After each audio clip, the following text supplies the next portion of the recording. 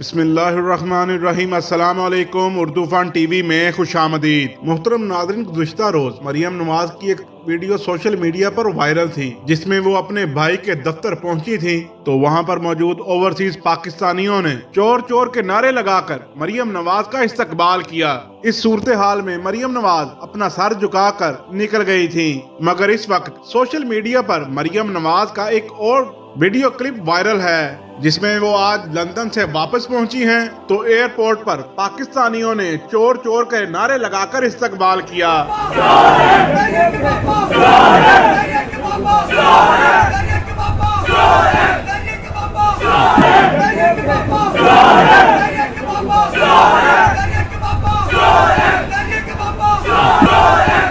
मोहतरम नाज़रीन, आप मरियम नवाज का इस्तकबाल देख सकते हैं। अब 21 अक्टूबर को जब नवाज शरीफ पाकिस्तान आएंगे तो उनका इस्तकबाल पाकिस्तानी कौम कैसा करेगी, आप अंदाजा लगा सकते हैं। हमारे वजीर आजम अनवारुल हक काकड़, जो अक़वाम मुत्तहिदा का सेशन अटेंड करने गए हुए हैं, वो वहाँ से लंदन चले गए हैं। और हमारे वजीर आजम लंदन क्यों गए हैं ये आप बखूबी जानते हैं, मगर जैसे ही ओवरसीज पाकिस्तानियों को पता चला तो ओवरसीज पाकिस्तानियों ने काकड़ साहब से भी कुछ अच्छा सलूक नहीं किया।